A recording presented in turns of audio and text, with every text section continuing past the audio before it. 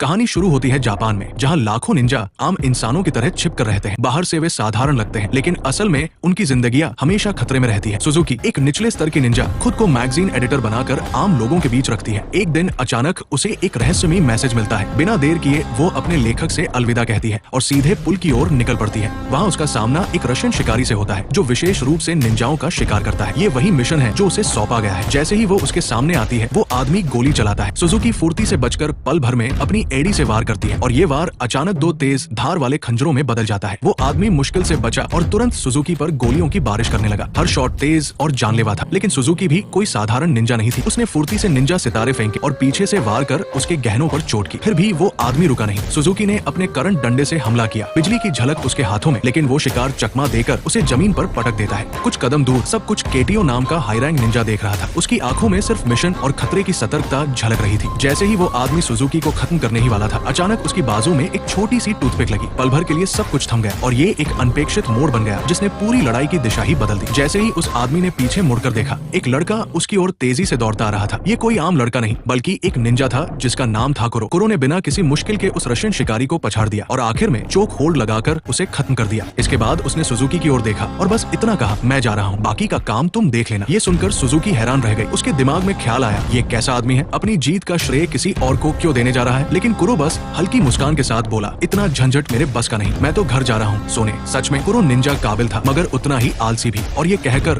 वो चुपचाप वहाँ से चलता बना। कुरो इस वक्त एक पुराने सस्ते घर में रहता था और बोर होकर टूथपिक से तीर बनाने की प्रैक्टिस करता रहता। तभी अचानक उसका सीनियर केटो कमरे में आ गया। वो एक अहम मिशन देने आया था। उसने बताया कि वर्ल्ड वॉर 2 के बाद कुछ बागी निंजाओं ने अंडरग्राउंड निंजाज नाम का खतरनाक ग्रुप बनाया था और अब उन्होंने जोन हाई स्कूल पर कब्जा कर लिया है। ये वही जगह थी जहाँ कभी नेतानो मिलिट्री स्कूल हुआ करता था। वही जगह थी जहाँ कभी टूटा फूटा नेतानो मिलिट्री स्कूल था और अब भी वहाँ पुराने राज छुपे थे। कुरो का मिशन था अंडरकवर जाकर अंडरग्राउंड निंजाज की योजना जानना। इसके लिए केटो ने उसे एक खास सूट दिया, जिससे वो ऊपर से गायब हो सकता था। कुरो इसे खेल की तरह यूज कर ही रहा था कि अचानक टॉयलेट से उसकी दोस्त की आवाज आई। वो टॉयलेट पेपर मांग रही थी और धमकी दे रही थी, देखा तो बहुत मार पड़ेगी। कुरो ने उसकी बात मानी और दीवार पर चढ़कर बिना देखे टॉयलेट पेपर तक पहुंच गया। लेकिन पकड़ाने के लिए जैसे ही मुड़ा, लड़की ने उसके चेहरे पर चप्पल दे मारी। अगली सुबह कुरो जूट एंड हाई स्कूल पहुंचा। वहाँ पता चला कि अंदर जाने के लिए एंट्रेंस एग्जाम देना होगा। ये सुनकर वो घबरा गया और सोचा मिशन ही छोड़ दूं। लेकिन तभी केटो का डर याद आया और उसके मन में सवाल उठा, ये एग्जाम पार कैसे होगा। थकान भरे लेकिन चमकते चेहरे के साथ कुरो ने नोगुची का ध्यान खींच लिया। वो स्टूडेंट जो दोबारा एग्जाम दे रही थी। क्लास में आते ही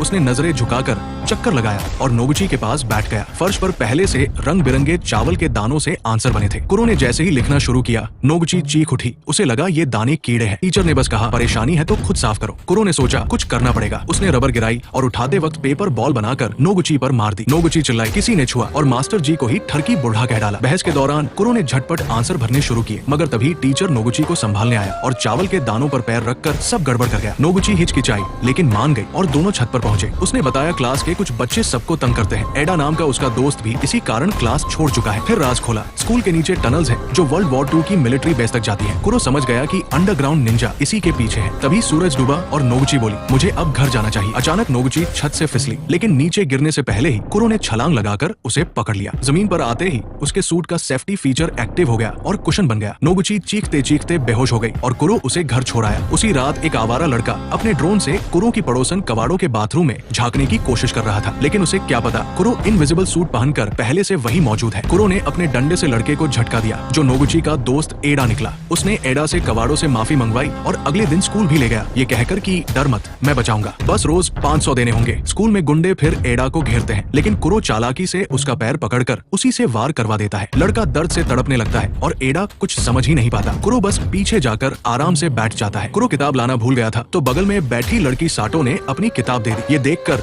नोगुची जलन भरी नजरों से घूरने लगी। तभी कुरो के चेहरे पर एक लाल रोशनी पड़ी, लेजर लाइट, जो निंजाओं का गुप्त सिग्नल था। वो तुरंत क्लास से बाहर निकल आया। छत पर शियोन खड़ा था, एक हाई रैंक निंजा। उसी दिन जब कुरो ने उस रूसी आदमी को हराया था, शियोन भी वहीं मौजूद था, लेकिन कुरो बीच में आ गया था। कुरो की तरह शियोन भी स्कूल में अंडरकवर निंजा था, जिसका मिशन था अंडरग्राउंड निंजा ग्रुप के सदस्यों का पता लगाना। इनके अलावा एक और निंजा भेष बदलकर यहाँ मौजूद था, स्कूल का डिसिप्लिन डायरेक्टर। उसने कुरो को क्लास के बाद बॉयलर रूम में मिलने बुलाया और गायब हो गया। तभी कुरो ने देखा कि एडा फिर से फंस गया है। वो आधा गायब होकर सिर पर बक्सा डालकर पहुंचा। तभी एक लड़के ने पहचानने के लिए उसे लात मार दी। वो लड़का खुद ही नीचे गिर पड़ा। कुरो ने तेजी से एडा के हाथ पकड़कर उसी से दूसरे को जोरदार मुक्का दिलाया ताकि सब जगह उसका नाम फैले। इसके बाद कुरो बॉयलर रूम पहुंचा, जहां अचानक डायरेक्टर ने तलवार खींचकर उस पर हमला बोल दिया। दोनों ने एक दूसरे को खतरनाक अंडरग्राउंड निंजा समझा, लेकिन कुरो ने हर वार का जवाब देकर साफ और ठंडे लहजे में कहा, पीछे हट जाइए, हमारी सैटेलाइट तुम्हें निशाना साध रही है, 1 सेकंड में खत्म कर सकता हूँ। डायरेक्टर ने सोचा कुरो बकवास कर रहा है, लेकिन तभी सैटेलाइट की लेजर बीम ने हमला किया और उसकी तलवार बीच में कट गई। डायरेक्टर समझ गया पंगा नहीं लेना। कुरो निकल गया और बाहर देखा कि उसकी क्लास की सबसे फेमस लड़की मित्सुकी उसका इंतजार कर रही थी। मित्सुकी ने कुरो को देखा, अजीब मुस्कान दी और चली गई। पास के स्टोर में सेंसर दरवाजा खुद खुला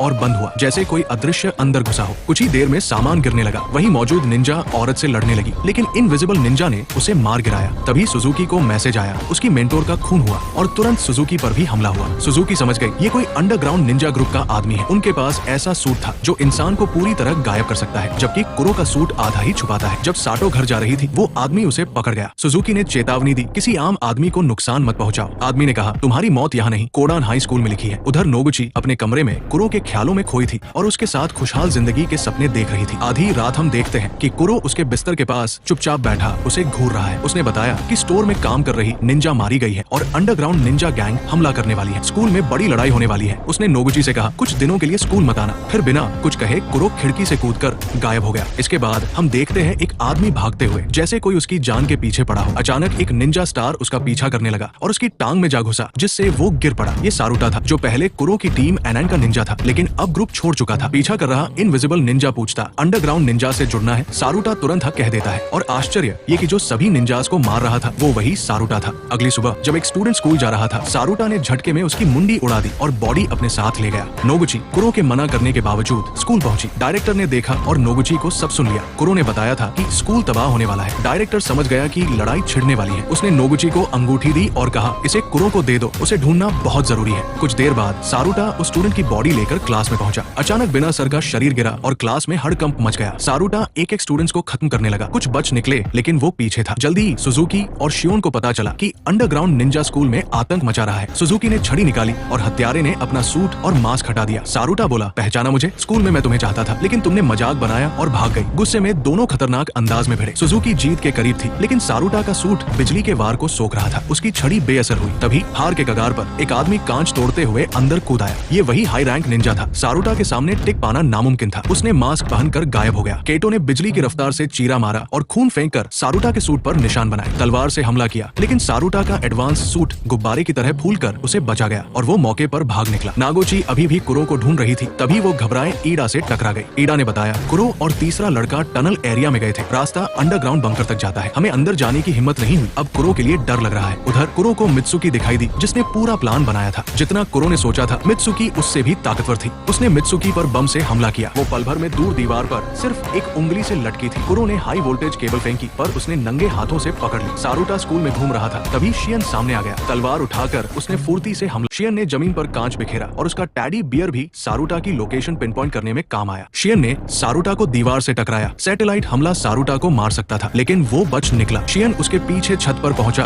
और तलवार से हमला किया, पर सारुटा का एडवांस सूट बचाव कर रहा था और उसने पीछे से अचानक हमला किया। शियन बचने की कोशिश में अपनी तलवार तोड़ बैठा। वो अच्छा फाइटर था, लेकिन अंडरग्राउंड निंजास के हथियार उससे कहीं ज्यादा ताकतवर और खतरनाक थे। इस लड़ाई में शियन के कंधे पर खतरनाक चोट लगी। घायल और घबराए शियन के पास अपनी आधी तलवार से बचाव करने के अलावा कोई चारा नहीं था। हार नजदीक थी, लेकिन तभी केटो आया और तलवार से सारुटा का खेल खत्म कर शियन की जान बचाई। वहीं सुरंग में कुरो लड़ाई में हार रहा था। उसने समझा कि मित्सुकी को हराना लगभग नामुमकिन है, लेकिन जानना चाहता था कि मित्सुकी क्या चाहती है। कुरो सोच रहा था, वो ये सब क्यों कर रही है? मित्सुकी ने सच बताया। उसने झूठ फैलाया ताकि सभी निंजा स्कूल तक आए और सैटेलाइट एक्टिवेट करे। हैक किए डाटा से सैटेलाइट का पता भी लग गया और उनका आदमी अब वहां पहुंच चुका था। उधर मित्सुकी ने कुरो पर खतरनाक हमला किया। उसकी जबरदस्त ताकत से कुरो लगातार बचाव कर रहा था, लेकिन असल में बस वक्त काट रहा था। कुरो सोच रहा था कि कहीं उसके दोस्त आ जाए और उसे बचा ले। तभी नागोची ईडा के साथ आई और कुरो को वो अंगूठी दी जिसे डायरेक्टर ने दी थी। कुरो ने अंगूठी पहनी और एंटीना ऑन किया। ड्रोन तलवार लेकर आया। उसने तलवार उठाई, मित्सुकी की तरफ धूल उड़ाई और वार किया। दोनों आमने सामने आए। कुरो समझ गया कि मित्सुकी पर सीधा वार करना बेवकूफी है। उसे चकमा देकर अचानक हमला करना होगा। कुरो का गायब करने वाला सूट काम नहीं आया, क्योंकि मित्सुकी उसे देख सकती थी। कई बार कोशिश करने के बाद वो समझ गया कि सीधे लड़कर जीतना नामुमकिन है। फिर उसने हिम्मत जुटाई और सीधा जबरदस्त हमला किया। उसकी तलवार मित्सुकी के आर पार गई, लेकिन मित्सुकी ने उसे धक्का देकर तलवार खींच ली।